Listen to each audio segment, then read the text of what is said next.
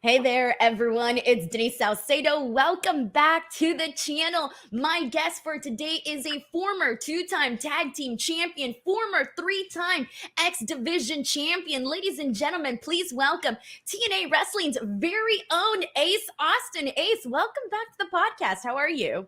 I am great. We got three-time X, like you said, two-time tag. There's only one left. There's only one left. Exactly. Do you think that's on the horizon? I think that's on the horizon somewhere. It's I got my focus where it needs to be right now. My priorities are with the ABC and the tag team division, but it's never too far. I don't think so either. You never know what's up on the horizon. So, Ace, here's the thing, and this is the reason why I ask you, is because the last time that you were here on the podcast, it was back in 2021, and you had only at that time been with the company for like two or so years, and you were already like X Division champion. You were already doing so much within TNA Wrestling, then Impact Wrestling. So it seems like within these years, you've been able to do so much with the company. Absolutely, it didn't take very long. Right when I started, I was one of the youngest prospects, one of the youngest people on the roster, and then 8 months in, right, I get that opportunity for the X Division title ladder match at Bound for Glory, and I made my own luck. I reshaped my future, and it's been nothing but uphill trajectory since then. And I mean, nothing but. I don't think you can point to any period of my career and say that I was down. I've always been on the way up. So you and Chris Bay, by the way, god dang, like both of you guys are so incredibly talented and working together as a tag team. What was that like? Obviously, two-time tag team champions, both Impact and TNA. What was that like for you? My pairing with Chris Bay has been a very special experience. When me and Madman Fulton formed a tag team way back when, the dynamic was very different. I was a very different person. I was still, how can I put this? I had that underdog kind of fight in me because I was still trying to fight my way up when him and I ended up as a tag team. And, the relationship was different. The communication was different. The goals were very different in that situation. But we were thrust into the picture with the best tag teams in the world at the time. And so learning was necessary. And that happened. And then coming out of that and, then going on to Best of Super Juniors, getting to experience Japan, which changed my life. And then getting recruited for Bullet Club. And then coming home and having a Bullet Club brother already in Impact Wrestling, at the time. So us getting put together, it was the timing was just right. I think right place, right time is a great way to describe a lot of my career. Has been right place, right time. And I think that's what it was for us. We got put together and we both had so much, talent, skill, raw potential. And rather than having to be on opposing sides like we had been inside of Impact Wrestling for so long, we had been on opposing sides. We had been able to, respect each other's game and kind of learn each other's strengths and weaknesses, right? Because we were working against each other. And then when you get put in a tag team, we get to let go of that competition, and now we get to play on each other's strengths and hide each other's weaknesses if there were any. And I think that's been a perfect recipe to create what we have today. And it took off, and going to Japan together was such a huge forming experience. Again, same thing with Chris Bay. As soon as we came together as a team, we were put in there with the absolute best. We were put in there right up against the Motor City Machine Guns. And you got to sink or swim when you're against guys like the Motor City Machine Guns. So, we had to hold our own. And then we went off to Japan and we really got to spend every day together on tour and really form that necessary bond. And then we came back with everything we needed to finish the picture. So, I want to get into that for a second because I've spoken to other tag teams here on the channel, and there are times where they tell me like your friendship, your everything really gets tested when you go abroad and you're with this person 24/7. So, what was that like to not only be put in this tag team first with Chris Bay and like you said, sort of go from being opposing each other to all of a sudden working with each other, and then to go to another country and kind of get like even closer with one another? Like, were you expecting for this to go down, or did you have like any hesitations in the beginning? Like, what were your concerns? No, I didn't have any hesitations. Him and I are definitely on the same, page as far as like what we got to do. Like if we're going to be a tag team, we're going to give it our all. There's no reason to have doubts in each other. There's, it's not going to work if we don't trust each other. And so, going on tour was great. I think for us, it was great because I had already been once before. I did Super Juniors before Super Junior Tag, and so I kind of had a little bit of the knowledge and a little bit of like I made the mistakes the first time, right? And so I was kind of able to the second time, say, hey, this is what I learned, and help us both, through the whole thing. And for him, it was his first time out of the country. So it was a huge culture shock, huge experience for him. And that was really awesome for me to be a part of and really get to watch. Because I know how much it meant to me the first time. And but I had already been out of the country a bunch. The first time I'd been to 5 other countries at that point. Japan was my 6th. And so getting to see that his very first was such a huge one was very special. It's kind of cool that he went with someone that already kind of knew, because then it could kind of like ease you in, because when you're in a new country, and especially when it's so different, you can be like, oh my God, like what do I do? Where do I go? And so that is a really cool experience though. And especially because we were members of Bullet Club. So, who knows Japan better than Bullet Club, right? Amen. Honestly, that's definitely true. All right. So Ace, I want to get into, we were talking about how you've been able to do so much here with TNA. And there's been a lot of changes in TNA. And with that being said, I want to get your thoughts on how you've been feeling about some of the management changes and just everything that has sort of been new, from the name change to even seeing new people like Mustafa Ali, Nick Nemeth. I mean, there's so many changes happening within the company that it's like there's a lot to sort of take in.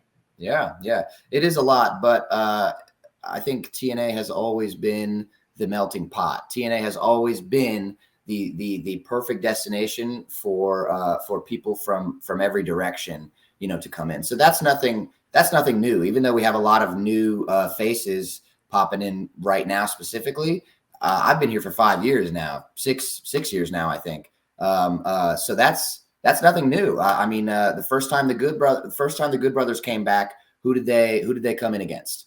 Ace Austin and Madman Fulton. First time Matt Cardona showed up in Impact Wrestling, who was it against? It was Ace Austin. So I don't think it's anything new to have these surprises, if you will. I try not to let anything surprise me too much. I'm prepared always. And the name change is a huge reason why I wanted to continue my legacy and my time with TNA. Changing back to TNA, I feel like I was such an important part of the last 5 years of Impact Wrestling that the idea that TNA would go on without me is something I could not live with. And so, I want my name to be as synonymous with TNA as it was with Impact Wrestling. I mean, as much as the changes, as much change happens, the job stays the same. What I do is the same that it's always been, and I'm better at it now than I ever have been. I believe it. I believe it. I see it in the confidence. I see it in the in-ring performance. And I mean, you've been good from the very start. We've talked about this the last time that you were here. So, Ace, with that being said, you're mentioning that you have been with the company for 5, 6 years. Are you looking to remain with TNA, or is there any part of you that wants to explore free agency? I'm definitely looking to stay with TNA because being with TNA allows you freedom that doesn't exist anywhere else. If I stay with TNA, my options are still open in the whole world. I mean, there's no working relationship that TNA is not open to having, and I love that. That's been one of the huge selling points for me since I first started, was the freedom. And I'm actively working on putting together being a part of some acting and like stunt projects this year, and it's a realm I really want to get a taste of, and the only place I can really do that effectively is TNA. And not even just that, it's unfinished business. It's 3-time X Division champion, 2-time tag team champion. There's still one missing, and it means a lot to me to complete that collection. And when there's still opportunity on the table, you got to reach the peak before you can look towards the next peak. And I'm still climbing. You're still climbing. So I take that you're sticking with Impact and you're sticking with TNA. Yes, I am. Hell yeah, man. Hell yeah. That's very exciting. So, you mentioned there's still, you want to become TNA champion. You want that to happen. Dang, that would be freaking incredible. What would it mean to you if that was able to happen? So, like I said, my priorities right now, my focus still remains with the tag team, with the ABC. We definitely have a rematch that we still have in the pocket from losing the titles before. So the way I see it, 3-time X Division champion, we got one more tag title run in us at least. I'm going to make that 3-3, and then right place, right time. Like I said, when the right time comes, I will be in the right place. And when that happens, it's going to be huge. I had such a huge goal back in 2019-20 to become the youngest, Impact Wrestling World Champion of all time. And, I got so close, and I really can't let that one get away from me. I looked up to guys like Jeff Hardy, when I first started, guys that weren't they didn't fit the mold, they did it on their own merit, and they became legends based off of who they were. And that's kind of what it means, to me. I growing up, I was always, I didn't hit my growth spurt, until, oh man, my junior year of high school, my 11th grade year of high school. So all the way up until 10th grade, I was always, I was a short kid. And I tried so hard to let my personality be bigger than that, so that people didn't look at me that way. And I think I always did a pretty good job. I didn't really get like bullied or anything for my size or whatever, but I was always a shorter kid. And so, I really worked very hard to overcome any sort of perceptions that people would have about me for my size. And the idea of becoming a pro wrestler as a kid, I knew that was a challenge I was going to have to overcome. I knew that one day I would have to overcome the way that people looked at me. And so I practiced that growing up. And then I was able to enter the wrestling world at 17 years old. I started training, and I was able to come in and, do everything the right way. And I was able to build such a body that people can't deny. I put so much work into literally bodybuilding, so that nobody can look at me and say that I'm too small to be a world champion, because it's just not true.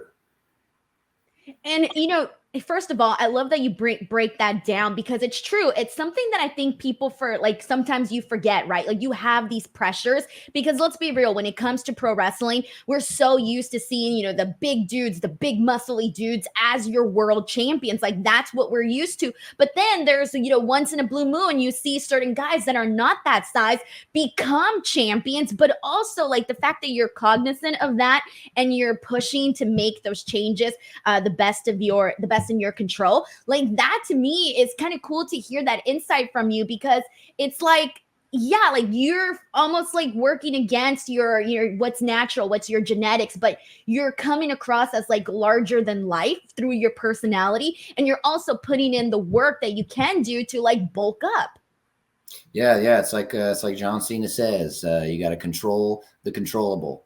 And the things, what's in my hands is what I can do with myself. And I've spent every waking moment since I stepped into the ring for the first time, creating a version of myself that cannot be denied, a version of myself that is inevitable. It's why I use the phrase in the first place, is because I've always felt that when I set my mind to something and I have a goal, it is not a matter of if, it is only a matter of when. I love that. I feel like we all need to apply that to our lives, and no matter what obstacles we have. Hey, so now that you have, you've re-signed with TNA Wrestling, congratulations on that. So with that being said, if you can go back to first day Ace Austin with TNA, first day to where you are now and knowing everything you've been through, what advice would you go back and tell yourself on that very first day? That's a good question. That is a good question. What advice could I give myself? I mean, like I said, I feel like I've definitely stayed on the right path, for the most part. And so what advice could I give myself? Maybe, don't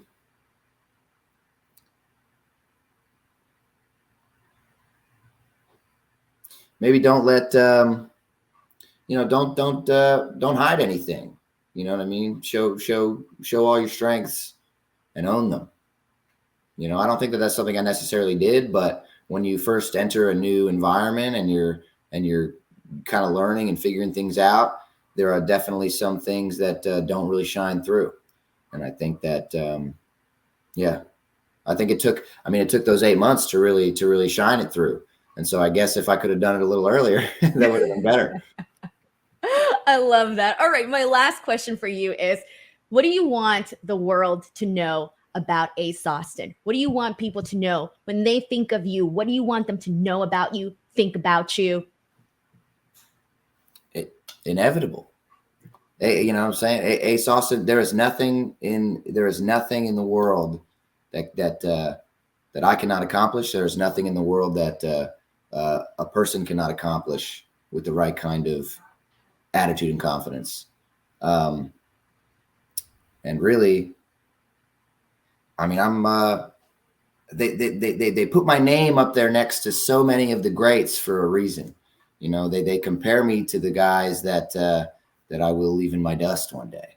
Oh, dang. I love it. The confidence is here, man. That's freaking awesome. Well, Ace, we are about to wrap up this interview, but before I go, please let the people know where they can watch TNA Wrestling. Of course, we got Rebellion coming up April 20th, and then Under Siege coming up May 3rd. A lot of really big events. Where can people watch? Where can people follow you? All of that good stuff. Right on. You can watch TNA all over the place. It's really quite easy to find. We have the pay-per-views on Fight TV, I believe.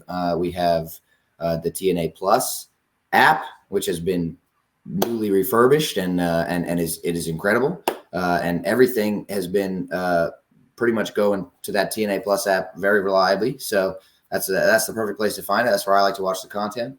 I think we still have the YouTube set up. You can still check it out on YouTube. And me personally, I've got all the social medias. It's the_Ace_Austin. It's very easy to find me. And yeah, I mean, I'm like I said, I'm trying to get into some acting and stunt projects this year. So keep an eye out for all that. That's going to be a lot of fun. And ABC's coming back around to those world tag team titles. Keep that in mind. Hell yeah, man. All right, I'm going to post all of the links to that in the description box below. As always, thank you so much to everybody watching. Thank you so much to Ace Austin for taking the time to join us, and we will catch you guys on the next one. Thank you, everyone. Bye.